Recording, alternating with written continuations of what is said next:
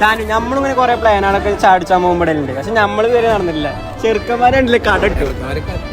എന്നാലും എങ്ങനെ ഇട്ടെന്ന് പറഞ്ഞങ്ങളെ ഇത് നമ്മൾ തന്നെ എന്താ പറയുക, ഒരു വലിയ സ്റ്റോറിയാണ്.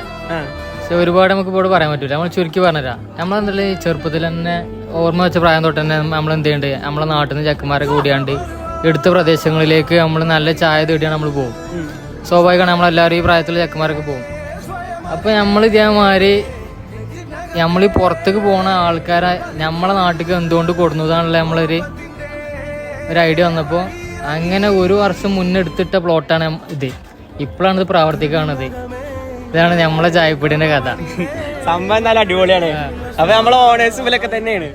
എന്റെ പേര് പറഞ്ഞ എന്റെ പേര് നാഫി. ഷഫീഖ് മലയിൽ. എന്തായാലും ഉഷാറാവട്ടെ.